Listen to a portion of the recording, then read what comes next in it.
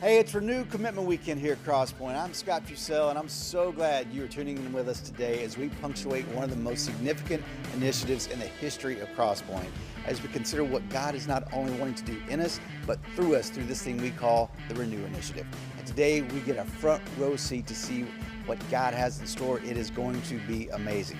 But first, we would love to connect with you, and the best way to do that is to simply scan the QR code on the screen or fill out the form next to the stream and take a moment to tell us a little bit about yourself. If it's your first time with us, please include your name, your email, and your mailing address, and we will drop a gift in the mail to you later this week. Now, before we head into the venue, we've got a couple things we want you to know about that are happening here at Crosspoint. First off, Easter at Crosspoint is around the corner, coming up on April 6th and 9th. Did you know that 80% of us don't feel loved at all? And Easter is like a huge love story. I mean, a huge love story. And this is why we say Easter changes everything here at Crosspoint, because when Jesus rose from the dead, he conquered death forever and is now inviting you and I to rise up out of all of the dead places in our own lives. So this is a great opportunity for you to invite somebody to come out and sit with you. We have 3 identical in-person services on Easter. We also have identical services going on online all weekend. So make plans now and make your invite list. Ask yourself, who in my life needs the hope of Easter? Perhaps you can be the one to help them experience what that is like, what that joy is like. It's going to be fantastic, and we hope you plan now to join us on April 6th or 9th. Speaking of fantastic, if you're a parent, teacher, or coach, you know working with young people can be quite a ride. So if you're looking to sharpen, refresh, or renew your parenting, teaching, or coaching skills, we are thrilled to share that our partners at the Shift Initiative will be delivering a 6-week journey called the Nurtured Heart Approach, beginning on Monday, April 10th. At the end of this course, you'll walk away with some skills and vocabulary needed to grow inner wealth and unleash the greatness inside those you love, especially those you consider a little more emotionally intense than others. The course is free, but seating is limited, so you do need to reserve your spot using the QR code on the screen. And we encourage parenting partners to attend this together. That will be a game changer for your family. It'll be happening on Mondays here at the Crosspoint campus from 5:30 to 7 p.m. And spoiler alert, I will be teaching the course, and I cannot wait to have you with us. And I promise, I'm a much better teacher, trainer, and coach than I am a host here at Crosspoint. So last thing we want to share with you, we've got water baptisms coming up on April the 13th and 16th at all of our weekend services. We have some remote options available too. So if you'd like to take that next step of water baptism on your faith journey, this is a great way to punctuate your Renew adventure. So we would love to help you take this step and celebrate this great moment with you. Just scan the QR code and you can find out more, and there's also some new and helpful resources for parents there as well. All right, we've got a great service for you today. We believe that God is doing something really extraordinary here at Crosspoint. And today you get to choose if you're going to be a part of it or if you're going to be a sideline sitter. To get us started, we want to show you this great movie scene about 2 guys who lost their jobs and decided to renew themselves, try something new, and take the risk of stepping into something amazing, which is kind of like the opportunity we have here today. So, to get us started, let's take a look at this scene from the movie, The Internship.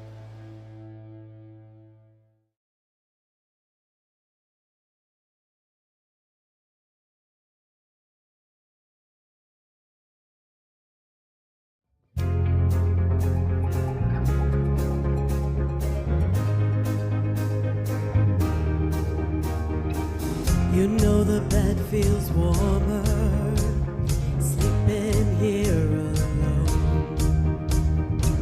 You know I dream in color and do the things I want.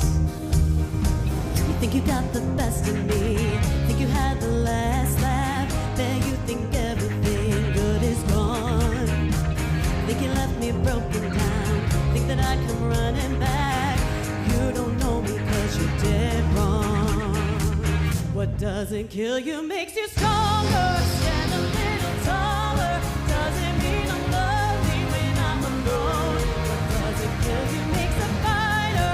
Footsteps even lighter. Doesn't mean I'm over 'cause you're gone.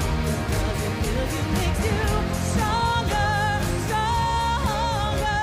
Just me, myself, and I.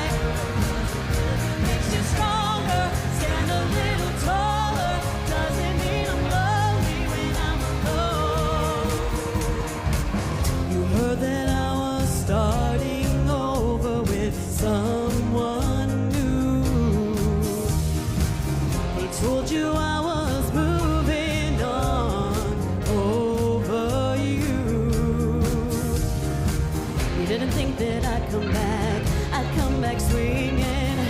try to break me, but you see what doesn't kill you makes you stronger. Stand a little taller. Doesn't mean I'm lonely when I'm alone. What doesn't kill you makes a fighter. Footsteps even lighter. Doesn't mean I'm over, 'cause you're gone. What doesn't kill you makes you stronger, stronger. Just me, myself, and I. What doesn't kill you makes you stronger. Stand a little taller. Doesn't mean I'm lonely when I'm alone. Thanks to you, I got a new thing started. Thanks to you, I'm not the broken hearted. Thanks to you, I'm finally thinking about me.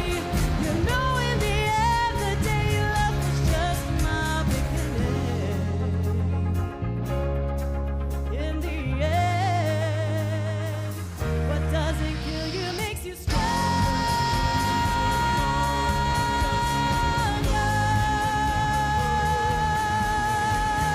Fighter, footsteps even lighter. Doesn't mean I'm over, 'cause you're gone. Stronger, stronger. Just me, myself, and I. What doesn't kill you makes you stronger. Stand a little taller. Doesn't mean I'm lonely when I'm alone. Makes you stronger, stronger. Just me, myself, and I. What doesn't kill you makes you stronger. Stand a little taller. Doesn't mean I'm lonely when I'm alone.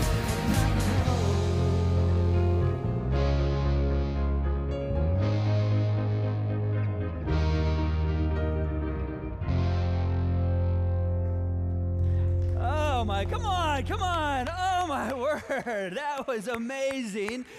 Thanks to you, I got a new thing started. You know, we're still standing, right? We've had a few years. We've all gone through a difficult season, and we're here. And what doesn't kill you, it does make you stronger. That's what we're going to be talking about this weekend.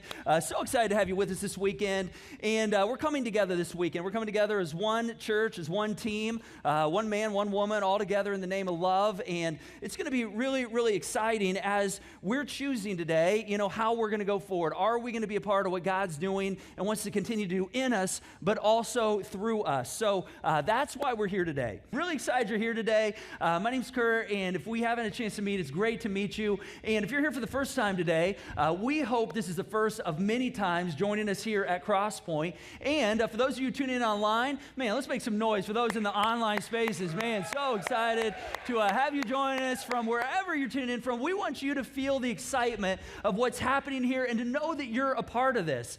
And so in the room here, I want to go ahead and ask you to go ahead and take out your commitment envelope as well as your volunteer card, and take your pen. And we're going to do some logistics here. If you're in the online spaces, you can receive this card. It's going to come as one form, and you can text the keyword renew to 317-834-7373. It's on the screen right there, and you can use the QR code as well. But go ahead and open this form up, and all of us together, what we're going to do is we're not going to think about things anymore. We're not going to pray about things. We're actually going to do things. That's what we're going to be doing this weekend. And so I want you to begin by just filling out the logistics on here. All right, this doesn't commit you to anything. You don't even have to turn this in, but I want us to get the logistics out of the way. So on the digital form online, you can begin to fill out your name, your email address, best phone number. In the room, go ahead and fill out your name, your mailing address, your best phone number, best email address. Just get the logistics here out of the way, both on the commitment card envelope as well as on the volunteer card. Again, in the online spaces, you have one form that you're going to be responding on both of these for. So this is what we are here for today. And if you're brand new today, you're probably going, oh my gosh, my face is melting off of me right now. You probably wondered what in the world you've walked into today. Let me just tell you, you've walked into something amazing. That's what you've walked into. We are at the end of a 5-week initiative, really the beginning of walking this thing out. And God's been renewing us. He's been renewing our hearts, our lives, our relationships. And as a result, we're more and more in tune with His heart, and we want to renew ourselves to God's mission and purposes. And so today is kind of the climax of these last 5 weeks. And today we're going to make financial commitments, a 3-year commitment, a one-time gift through these forms and this envelope, and we're going to commit our time to serving others, and we're going to talk more about that here in a moment. Before we do anything else, let me pray for us. Heavenly Father, thank you for today. Thank you for such a time as this. And I just pray that you would encourage us today. You've enlisted us. You are enlisting us, and you've invited us to join you in the work that you're doing. And so I just pray that you would do something in us. I pray that every single one of us would experience something special today. I pray that we would hear from you. I pray that we would respond and we would follow through. And God, we just pray these things according to your character and according to your reputation. Amen. Amen. You know, we've been saying that Cross Point is at a crossroads. And that means that, you know, we're going to have a decision to make in terms of how we're going to go. And I'm going to tell you what, today, we're going forward. That's what we're going to do. Now, I want you to hear a little encouragement from a guy, because we're going to bring all kinds of, you know, pieces to you today, just trying to encourage you and trying to build you up. This is a little pep talk from one of America's favorite coaches. Take a look.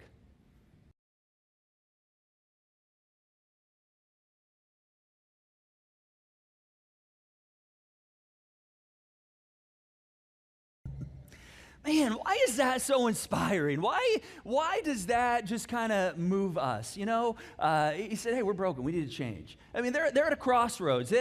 Lasso's team is at a crossroads, and I just think there's something powerful that happens when we come together and we begin to say, okay, we were made for something more. And we see our best days are ahead of us. We see God is actually inviting us into the future, and he actually wants to include us in the future. That's what we're going to be talking about today. You know, one of my favorite Old Testament heroes, again, especially as a boy, and probably because I first came in encounter with him when he was a boy, it was this little guy, shepherd boy, King David. He wasn't a king at the time, but David, he knew that there were times to go big. And, you know, big like swinging a rock, you know, take off the head of a giant. Big like, you know, choosing different weapons to you know, allow his people to move forward. Big like, you know, defeating that giant to allow God's movement to continue to go forward into the future.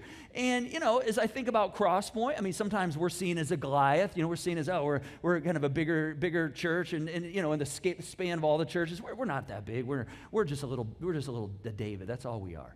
I mean, especially when it comes to some of the issues, things that are in the community that we continue to come against. I mean, you know, people being in spiritual bondage, you know, hundreds, thousands of people right around us right now that, you know, have no affiliation with any church, any life-giving place where they can learn about Jesus, that are actually probably leaning away. I mean, people that need a place like Cross Point where, you know, there's dim lights and, you know, you can belong regardless of your background or your race, or your ethnicity, or your, you know, sexual identity or sexual orientation, your gender identity. You know, even a place where it's okay to not have it all together, myself included. Everybody needs a place like that.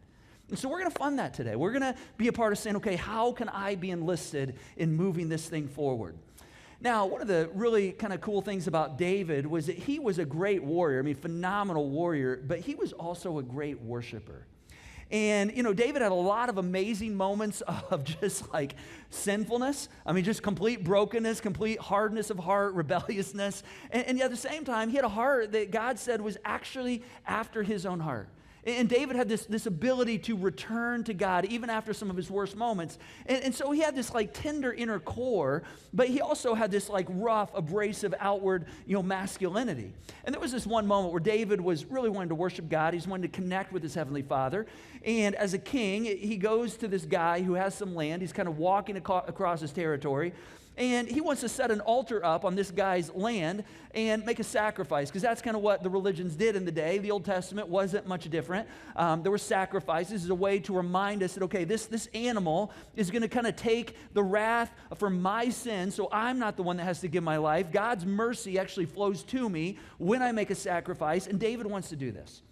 And so there's a guy by the name of Araunah who owns this property that he's on. And he's just honored that the king actually like is on his land. And he says, oh, it would be my honor to give you an animal so you can do a sacrifice, David. And here's what it says in 2 Samuel. It says, but the king said to Araunah, no, but I will buy it from you for a price. I will not offer burnt offerings to the Lord my God that cost me nothing. See, that's kind of the normal way that life is lived, is when we can go, okay, something really needs to be done and somebody else is going to do it or somebody else is going to pay for it. Man, that's awesome. That's awesome. It's great. I don't have to get involved. I can have my cake and I can eat it too, and I don't have to lose anything or invest anything. That's kind of the normal way life is played. You know, the normal way life is played is, let me just see if somebody else will do it. People who are worshiping God, people who are part of the kingdom operate differently. David right here, he goes, oh, no. This is personal for me. All right, I'm not going to let you do that. This isn't just about allowing somebody to do something for me that I want to have happen. He says, no, this has to cost me a bit. He says, if I'm going to change, if I'm going to experience change, as Coach Lasso just talked about, I'm going to have some investment in this. You know, there are many people that I run into across our community that are not attracted to churches. And especially people who are leaning away, they're just not warm to God. And part of it is because they see church as a passive place. And today, we are choosing the path of aggression. That's what we're going to be doing. And it's interesting because we're generally, probably many of us are aggressive people, especially when, but we're not aggressive when it comes to our generosity or our sacrifice. We're aggressive with our saving. We're aggressive with our spending, with our upgrading all of our things. We're aggressive in, making sure our kids have all their sports and initiatives and travel, sports funded. We're very aggressive in those things. But today, we have the opportunity for the first time, perhaps, to worship with an intensity that only comes when you have an aggressive sacrifice. When we encounter someone that has an aggressive sacrifice, man, I get moved. I mean, I get challenged. It actually really encourages me. In fact, I want to show you the story of somebody here at Crosspoint that's here because we've been aggressive. And this is somebody who not only is here now, but they're actually a part of taking what happens here and taking it into the online spaces because they want their friends to experience the same things that she has. And when I hear the story, I am so encouraged, and I hope you're encouraged by it as well. So Crosspoint is literally in our backyard. And every week we would hear the band rehearsing on Wednesdays, we would hear rehearsal and service on Thursdays, and then every Sunday morning I would hear the rehearsal and both services on Sunday. And so it's just like a constant weekly noise multiple days of the week. And at first it was kind of annoying just because I'm not a morning person, and being waken up on Sunday morning with a lot of noise going on is, before you've had your cup of coffee, it's just like not my thing. But as time went on, I got used to it, and in the back of my head, every time I would hear the noise, I was like, oh, these guys like to have a party every week. This is new for me. And over time, as I got used to it, there were a couple of events that happened that really just kind of drew me to Crosspoint, and I think most of them were revolving around game day. I think it was the week of game day, the fire alarm went off during service, and we were both home, and we cracked the window open in our bedroom to hear what was going on and keep an eye on and see how many firefighters were coming in and out of the building to make sure everyone was okay. And then it must have been that following Sunday, which was game day, I woke up and I noticed the music was a lot louder than usual. And I could see people out in the parking lot, dancing. They looked like they were laughing. Their body language was just so happy. And as I went downstairs to let my dog out, I thought I could recognize a song that was playing, but I didn't know exactly what it was until I opened up the door and heard the Cupid Shuffle playing. And in my head, I was like, the Cupid Shuffle and church just do not go together. That was mind-blowing for me, and I even took a video of it and sent it to my friends and was like, I knew that these guys were having a constant party over here, but this is not what I expected to hear this morning. And over the course of the next 2 weeks, I got more curious about Crosspoint. I looked up the website. So I had been watching online for a couple of weeks, and I decided to fill out the connection card. And immediately, this was the first time I filled out my connection card, but I knew that I wanted to volunteer on the camera team. If anything, it would give me something to do and help me connect with others in my community, because I was new here, brand new. I knew nobody besides family, pretty much. And within a couple of days, I was asked to be here on a Thursday for rehearsal. And Initially, I was so scared. And looking back on it, it's funny to me how scared I was walking into Crosspoint. But everyone welcomed me with like open arms. They talked to me like I wasn't just some random person off the street. They just talked to me in such a friendly, welcoming manner, and it just felt like a warm hug. I remember standing at the camera being like, I don't do this kind of stuff. I do MMA for a living. I don't do music video style, but I was like, okay, I'll try my best. And it was so much fun, actually. There was such good energy, and there always is during rehearsal and during service. It just kind of drew me in. It just kind of kept me wanting to come back, and over time it became the highlight of my week. So Crosspoint has helped me kind of renew my relationship with God. Because I had so many bad experiences, I just kind of isolated. I've always wanted to follow. It was just I never had the community that felt right for me. And so being at Crosspoint, it has kind of renewed my faith, not only in the church, but also helped my relationship with God grow so much stronger. And it's brought so much joy to my life. When I talk to my parents, my dad will look at me and tell me, I can tell that you've been going to church because I can see the joy of God in your eyes. I can see it in your face. And even within the past 2 months, I've had like stress with work and whatnot and in life, and I've found that in those really stressful moments, I now find a place to like clear my mind, and I just pray. And I just kind of spill it all out, just like everything that's on my mind, everything that's weighing me down, just like give it all to God and just like tell him how I'm feeling and just ask him like, if this is what you want me to be doing, please be with me. Please show me that I'm on the right path. Please show me that I'm following what you want me to follow for you. And I've realized, it's only been within the past like 4 weeks, I guess you would say, that I've realized that God led me to Crosspoint for a reason, and it was to give me the community that I was missing when I moved here. And through that community, I've just feel like I'm growing so much closer to God. I just feel like everything that's led up to this moment has been for a reason. Even if at the time I didn't understand it, it's been for a reason. And it's led me to where I am today. And I might have my bad moments, but I found myself, once I kind of get it all out of my system, just thanking God for all the small joys in my life. And I thank him for giving me Crosspoint in my backyard, for leading me to Fishers, even though that was a really tough move, for even leading me to the career I have now. I just find myself waking up and thanking God every day for what I have and the moments of joy in life.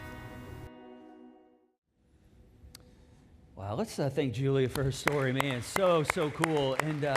And you know, that's why we do what we do. I mean, it's so people can experience what she's experiencing.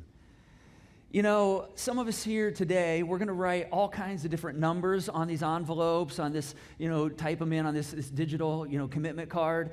And, you know, as we think about this, I want us to understand the normal way to look at this is that when we look at things, it's all about the amount. It's about the amount. I mean, the amount really tells me, you know, man, I'm really significant. I can do something, you know, kind of significant here. But you just, you know, that's not the way it works here.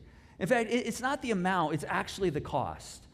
And this is how the kingdom of God works. In fact, it's possible that someone may have a relatively low amount that they put in this commitment card, and that actually may be a cost that's higher and actually even more pleasing to God. In fact, one of the best ways this is illustrated is in a story that Jesus, we capture it from Jesus' life. It's in a setting just like this. He's sitting, and he's watching people put something in this box. This right here, by the way, is our original Joy box. How about that? This is a Joy box. If you were at the school with us in the early days, this was between the doors every single week. It was a single one. We now have like 4 of them, at each door. You can go online. But this was the original. It's a box just like this. And Jesus is watching people approach this box. And here's what the writer Mark, here's what he tells us. It says, as he sat down opposite the treasury and watched the people putting money into the joy box, many rich people put in large sums, and a poor widow came and put in 2 small copper coins, which make a penny. So she just dropped them in. And as he called his disciples to him, he said to them, truly I say to you, this poor widow has put in more than all of those who are contributing to the offering box, the joy box. For they all contributed out of their abundance, but she gave out of her poverty and has put in everything she had, all she had to live on. He looks at people putting in high amounts based on how they're dressed. They look like they're pretty well off. And then he sees this woman who puts in a very small amount. And he doesn't know that because she looks haggardly in her dress. He knows it because he can see the 2 copper coins. He hears them drop in and hit the bottom. And he sees that, and he doesn't make some big teaching moment out of it. Instead, he wants to model and communicate to his followers something. He says, hey, come around. And he kind of gathers down with them. He says, hey, listen, I want to tell you something about what I just saw right here and what just happened. He said, this woman in God's eyes, she actually gave more. She gave more. See, it's not about the amount, it's about the cost. And today, we have the opportunity to express an act of worship. That's what we're doing. And we can think of it in a way of saying, okay, if I'm going to financially make a commitment, what's that going to fund? What are all the things that's going to do? We can say, okay, with my time in serving, if I'm on a team or if I'm going to join a volunteer team, how's that going to, fuel, with time and talent, Crosspoint going forward? But there's another way to think about what we're doing. And the focus today is, what does this say about my heart? Because see, that's what Jesus was getting to with this story right here. And see, is this an aggressive act of sacrifice that says, okay, God, I want to be enlisted? Because that's what this woman did. When he saw her drop this stuff into this box, he goes, oh, that's somebody who's a part of what I'm doing right there. And when you and I do this, we're mirroring the very life of Jesus when we do this. In fact, the Apostle Paul, he writes more than half of the New Testament. We talk about him all the time. He's somebody who's trying to help new Christians all around the Mediterranean rim in the first century understand what it means to follow Jesus. And he's kind of new to the whole thing, too. He originally wasn't a follower, and then he changed his mind, began to follow Jesus. Now he's helping others. And he says this to this group of people. He says, for you know that the grace of our Lord Jesus Christ, that though he was rich, yet for your sake he became poor, so that you by his poverty might become rich. You know what this is saying right here? This is saying that Jesus did not come into existence when he popped out of Mary's birth canal on what we celebrate as Christmas, right? That's when we celebrate it. That's when we celebrate him coming in the form of flesh, in form of flesh and love, kind of crashing into the world. But what the New Testament writers are saying right here is Jesus existed way before that. He's always been God. He's always been at the foundation of God since the beginning of eternity. And so this verse says he was rich, and he was high and lifted up. Now, I don't know what that means. I don't know in the heavenlies where he was hanging out. I don't know if he was eating grapes every day, if somebody's fanning him with one of those big leaves, I don't know if the angels were just keeping him cool, or if he was, watching, Ted Lasso season 3, episode 4 before it came out. I don't know. He had access to whatever he wanted. All that we know is that Jesus in this moment, he models sacrifice for us. God models sacrifice, and he chooses to live on less, and he goes into what's called voluntary downward mobility. Think about this. Nobody ever goes into voluntary downward mobility. You only do that when you're forced to do it. Why does Jesus do this? See, God models for us that you and I, we actually can be rich. We actually are rich because Jesus chose to go into poverty on our behalf. And because of that, guess what? You and I were spiritually rich. In reality, guess what? I should have been the one that was slain. I should have been the one that was on that cross. I should have been the one that had those stakes, piercing through my wrists and my feet. I should have been on that altar. I mean, Jesus comes as a perfect sacrifice, a perfect lamb, and he dies for me. He goes poor so I can become rich, so you can become rich. He doesn't write a check. I mean, he actually bleeds for you and I. All right, he's bleeding so that you and I can be spiritually rich. He goes down, down, down, so you and I can go up, up, up. It's one of the reasons that, as you heard a bit ago, we're going to have baptisms as a part of our celebration here in a few weeks, April 13 and 16. And perhaps for you, part of the renewing journey is taking the step of water baptism. It's connecting with that reality that Jesus actually did something. And when I'm connected with him, when I receive him, it actually is a reminder that I'm where I am because of his grace. That's what baptism is. It's simply an outward expression of saying, yeah, I've chose to follow Jesus. I've chose to connect with Jesus. He's my Savior. And I want to symbolize, I want to have a moment with the stake in the ground moment where I remember what it's like to be wet, what it's like to have that cleansing water go over me that reminds me that it's only because of Jesus that I'm here. This is one of the powerful, powerful next steps in our faith. Perhaps, this weekend is a weekend where you want to take that step. I mean, you can let us know. We've got info meetings after each service online. You can let us know on your connection card. We'll connect with you. It's a powerful, powerful moment. So today, if we want to walk like Jesus, we want that kind of power coursing through our veins. I mean, same power that raised him from the dead, renewing our lives, renewing the dead places in our lives, then, it means every once in a while we got to bleed. That's what it means. In fact, I've kind of discovered over the years, I don't know if you've had moments like this where I'm like, there's certain things that I believe that aren't accurate. When I find them, when I stumble on them, I go, oh my gosh, I need to change that. That is not accurate. And part of, me knowing, in fact, I'll give you one right here. Part of me knowing this is, there were things I was taught early on in my following of Jesus, in my early days of faith, where people would always talk about, finding a peace. You got a big decision to make, and they're like, man, have you found a peace in that yet? Have you been praying and found a peace? And I was like always waiting for this peace to come every time I faced something big. And I just discovered there were a lot of things that I never took the step in because I was waiting around to find a peace. I was waiting around to find a peace over it, and I'm like, I don't know. Apparently I'm not doing the right thing. And so what I did was I just kind of decided to go to the source. I went to the Gospels, Matthew, Mark, Luke, and John, the 4 Gospel writers. And instead of just blindly following all these other people say, hey, you got to find a peace, I'm like, let me see if that's really accurate in what Jesus does and says. And I started reading the Gospel accounts. It's like, oh my goodness. From the beginning to the end, there's no peace when people are taking steps to follow Jesus. There's not peace in that.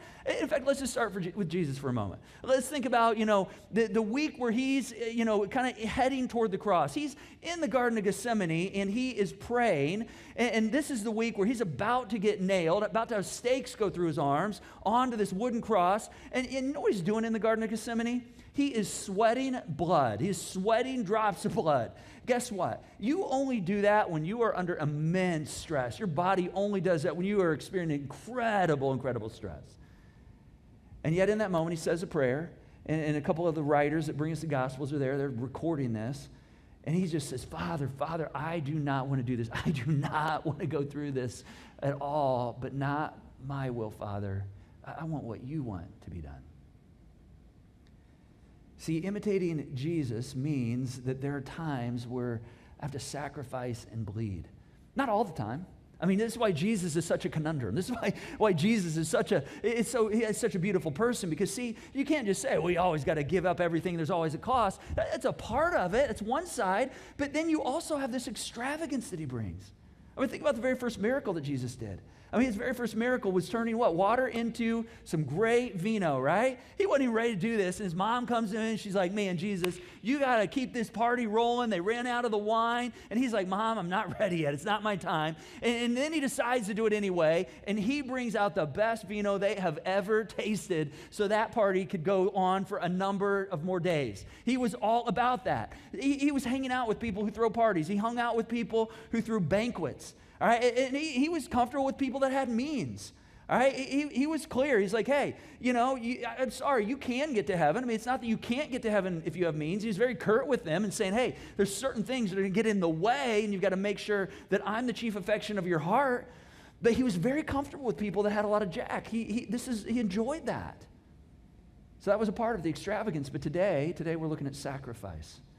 Some of us today, if you call Crosspoint home and we're asking you to consider, okay, what is it that God's calling me to bring that's going to cause me to bleed a bit? I'm going to perhaps, voluntarily lay some stuff down in order to reinvest that towards something that I love more, which is being closer to Jesus and more part of his mission. In fact, again, the Apostle Paul, in this second letter he writes to these new Christians in Corinth, he says, this is the point. He says, whoever sows sparingly will also reap sparingly. Whoever sows bountifully will also reap bountifully. Each one must give as he has decided in his heart, not reluctantly or under compulsion, for God loves a cheerful giver. Let me break this down for a moment right here. What he's basically saying is, first, for me to get more, I've got to give more. I've got a friend who has this great phrase. He's always like, you got to participate in your own rescue. And you've heard it from this stage. You got to participate in your own rescue. If you want to experience more, it's going to require something of us. And he's not talking about necessarily financial remuneration. All right, he's not doing the whole televangelist, bastardizing the message of Jesus kind of thing, where he's like, if you want to be blessed, you got to give and be blessed. He's not doing that at all. All right, that's not at all what he's talking about. He's not talking about, hey, if you give more, you're going to get a better paycheck and a bigger paycheck. He's not saying that at all. Now, I'm going to be honest with you. There are times where I don't fully get it. When we're generous, God has a boomerang effect where things just come back and in some unique, weird way work out in ways that are unexpected for us. It just happened this week. It's crazy. I don't fully explain it. Can't fully explain it, but that's not what he's talking about here. He's talking about there are things that I get when I sacrifice and I imitate Jesus. That when I sow seed generously, then there are certain things I gain. I'm more intimate with Jesus. I'm closer and closer with the heartbeat of what his heartbeat is beating after. And I just know for some of us, we've been realizing, man, I'm capped out spiritually. I'm capped out on my spiritual formation. I'm just not really sensing God. I'm just kind of capped out. And perhaps, you just maybe need to consider that, maybe it's because you've stopped sowing seed. Perhaps you stopped identifying and imitating Jesus. I ran into this great phrase just this week from C.J. Neal, who's the Indianapolis city leader for Cru Ministries. And he said this. He said, discipleship, which is, growing spiritually, building ourselves up, being built up so we follow Jesus better. He says, discipleship without evangelism is that we're here really for the benefit of other people. How do we encourage others that don't know Jesus so they can come to experience Jesus the way we've come to experience Jesus? Discipleship without evangelism is just counseling. Just counseling, that's all it is. See, Paul, he says, you want to be a part of what I'm doing, what God's doing, it's going to require something. And then he goes on, he says this, he says, each one must give as he has decided in his heart, not reluctantly or under compulsion. Which it's kind of cool that in the 16 years of Crosspoint's history, every time we come to this moment, it's pretty cool that I can say, we have a 16-year track record of doing what we say. We have a 16-year track record of having an integrity on this. If you think back over the last 5 weeks, we've been very clear. We're not in a fundraising campaign. We're in a renewing campaign. There always is a financial aspect to that, but we're not putting some thermometer on the wall. We're not, raising the thermometer where it's like, all right, you got to do more. All right, everybody's got to, ratchet down and build up. And we didn't do any of that. There's no calls going out. There's no emails saying, hey, here's your number. All right, here's what you're expected to do. Here's your fair share. We just don't do that. And let me tell you why we don't do that. Because if we did do that, one, we want you to hear from God. We want you to see God's heart and say, okay, God, what do you want me to do in this? But if we did say, hey, here's your part, you would end up coming to a day like today reluctantly and under compulsion. And let me tell you something, nobody's doing that. Nobody's going to commit today out of reluctance or out of being repulsed. I don't even know that. Is that a word, repulsed? I don't even know if that's a word. We're not going to be repulsed in this. We're going to give because we choose the way of Jesus and the way of sacrifice today. And I'm telling you, when you do this, it says right here that there's a cheerfulness that comes. Cheerful. You know what the word in the Greek language is for cheerful right here? It's actually hilarity. It's like laughing. It's why when we are generous into the joy box, we do that because we like to see our faces, like our muscles cramp up because we're smiling, because we're laughing. We feel the excitement in that. See, that's what we get to do. One of the best ways I can describe what some of us are going to experience over the next few minutes is when you go on a roller coaster. Anybody fan of a roller coaster? Any roller coaster fans out there? Yeah. I tell you what, I love roller coasters. I really didn't enjoy the days where I'm standing in Snoopy Land all day long at Kings Island. I mean, I would rather stand in the parking lot in 100-degree weather than be spending the day in Snoopy Land. I loved when my kids could start riding these coasters, and they're different today. I mean, they're steel. I don't know. It just doesn't. They go fast, right? But with the litigious, culture we have with attorneys and engineers going over everything with a fine-tooth comb, and listen, you can ride these coasters, and you're not even gonna, get a hangnail on these things. I mean, that's how safe you are, even though there's a thrill to them. But I tell you what, the first coaster that I ever rode, it was at a Circus World. It was called the Roaring Tiger. Anybody ever been to Circus World? Any Circus World? Oh, a few of you have been there. At the time, it was the world's longest roller coaster. And I remember strapping in. This is it right here. I remember strapping in, and you go down that little hill at first, you're like, woo, and then you hit the big hill where you're starting to go up, and that chain is just like clink, clink, clink, and you're like, oh my gosh, like how far is this going? Man, I thought this was a small hill, but as you're looking up this hill, I mean, it just keeps going, and you're like, oh my word, what am I about to do? And then you break the top, and you're just going like, oh my word, and then you're like down, and that's kind of the noises I make when I'm on the coaster. I don't know if that's what you guys do, but I'm telling you, there was a level of cheerfulness. There was no peace in that moment. I was clenched down. I was like, oh man, oh wow. That's what sacrifice feels like right there. If you've never felt that, you've probably never sacrificed. And as we said, I mean, we're at a crossroads here at Crosspoint. I mean, we could pat ourselves on the back and be like, hey, we're going to stay where we are, keep doing what we're doing, and just be happy. But we're not going to do that. We're going to go through this crossroads. We're going to go forward. We're not stopping. We're not going to look left. We're not going to look right. We're going to go forward. And it's the same way you're at a crossroads right now. See, every single one of us are at a crossroads where you're going to, right now, in a few moments, you're going to have to decide, okay, am I going to have a normal life? Am I going to look left, right, and oh, I can do this, and this looks fun over here, and oh my gosh, I can go there? Or am I going to say, okay, Jesus, I want to be focused on what you're doing. I want to be focused on your mission, what you're doing in me, and how you're involving me in what you're doing, and plow through.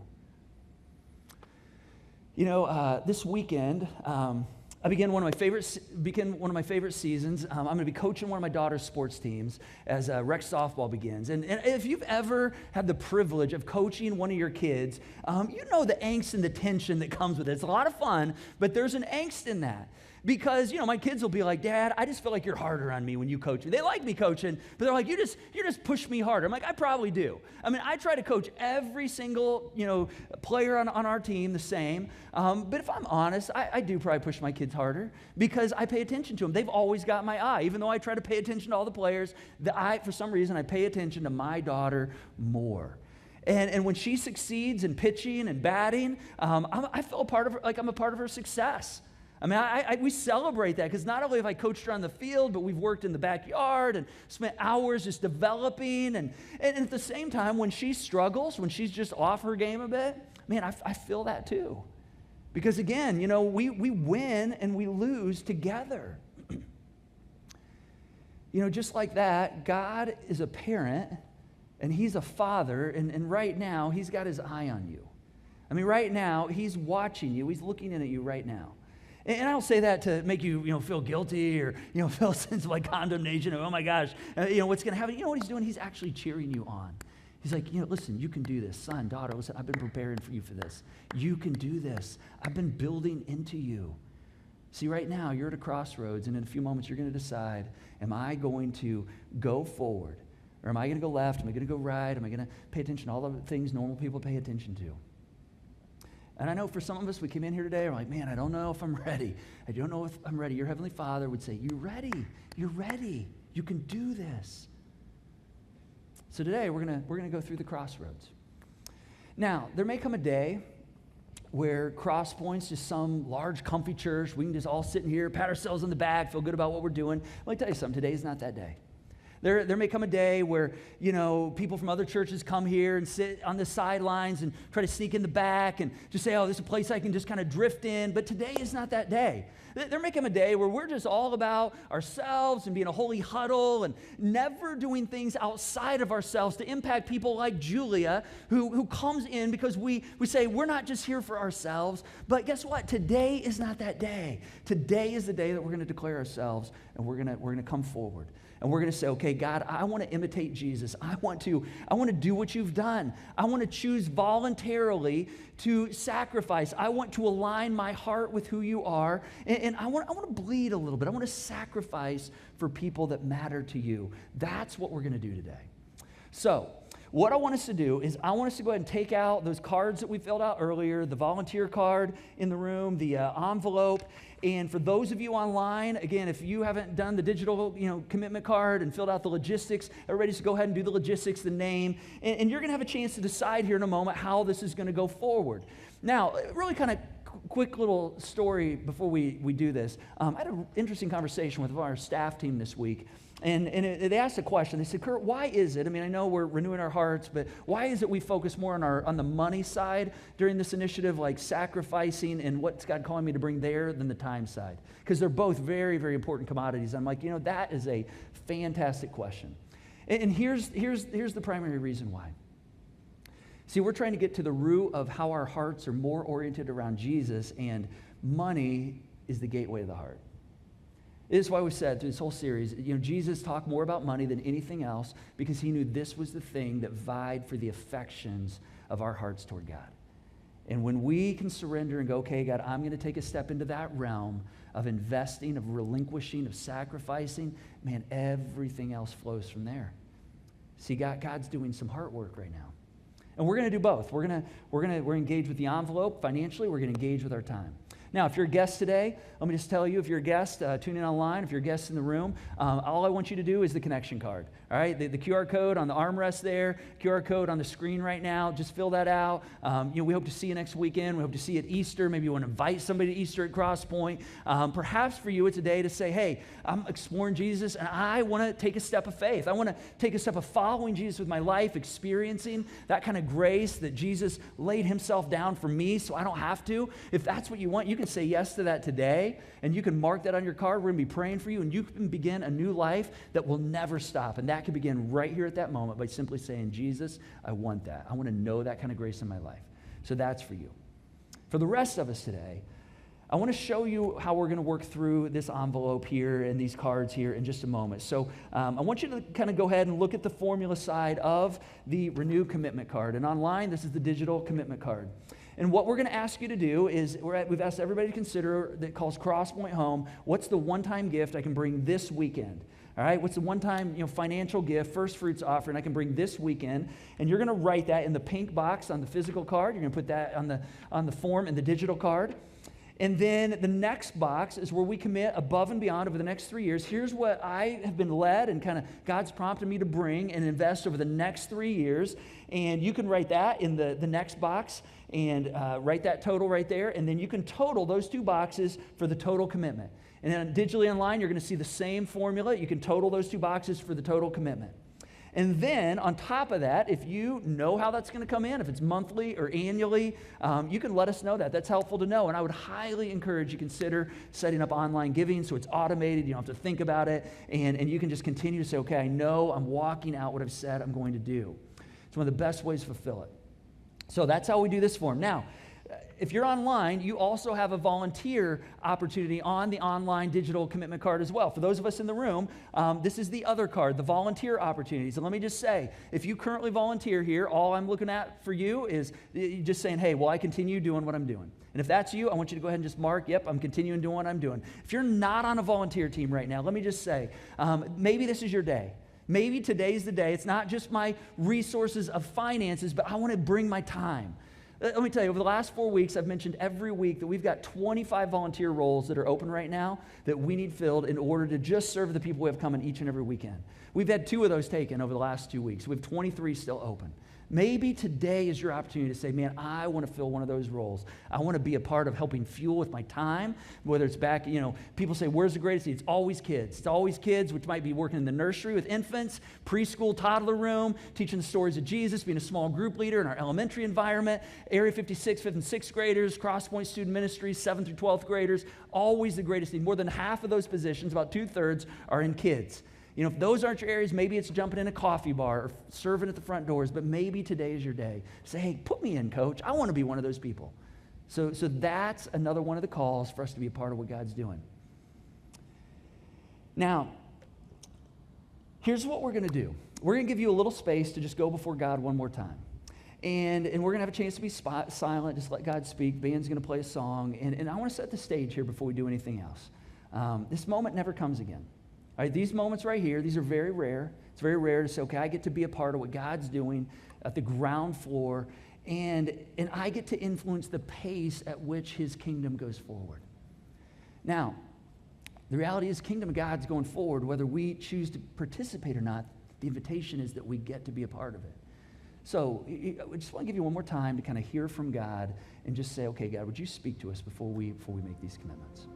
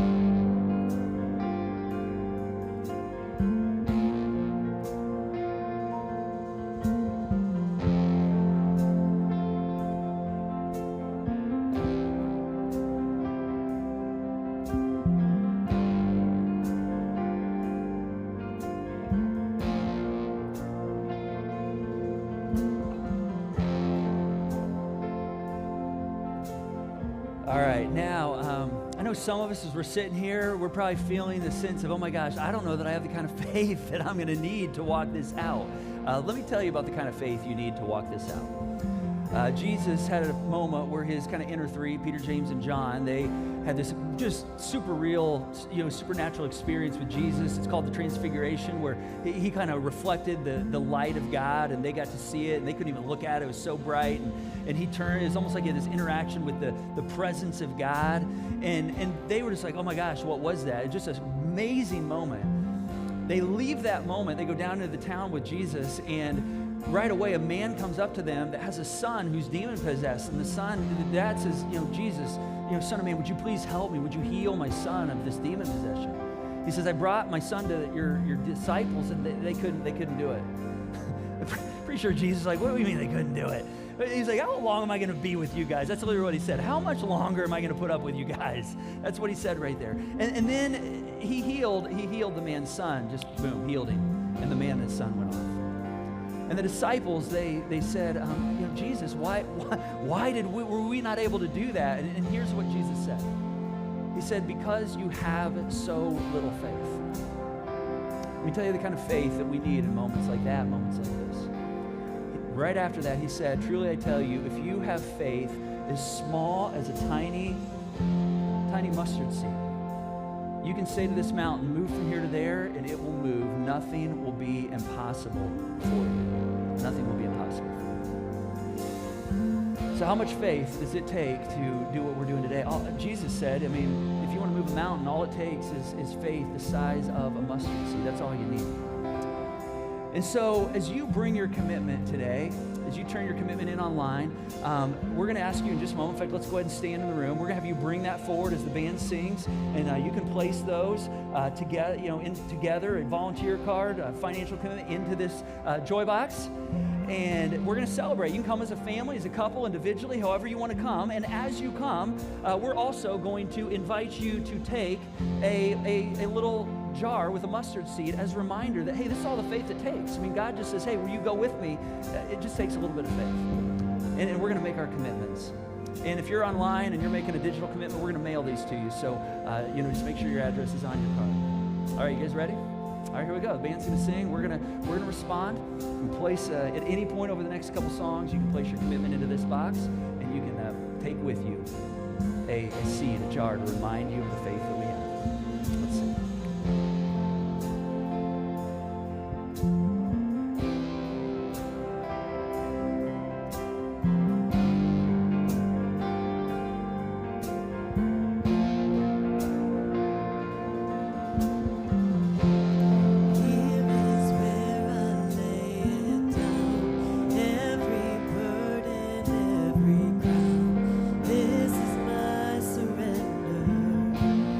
This is my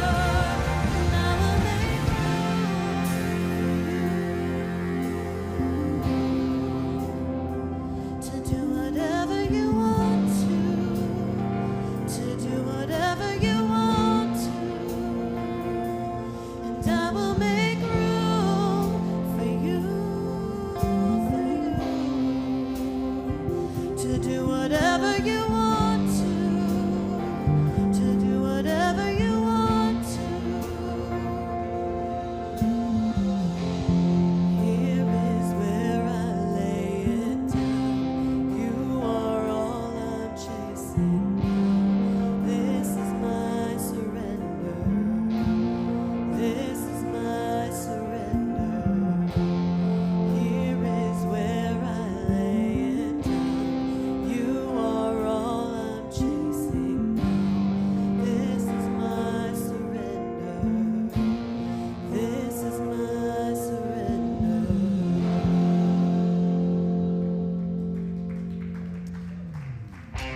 God's doing something brand new. It's bursting out. Do you see it? Do you see what I see? Do you see what I see? I see lightning, I see thunder. Something stirring 6 feet under.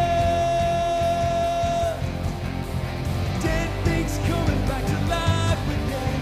I believe there's about to be an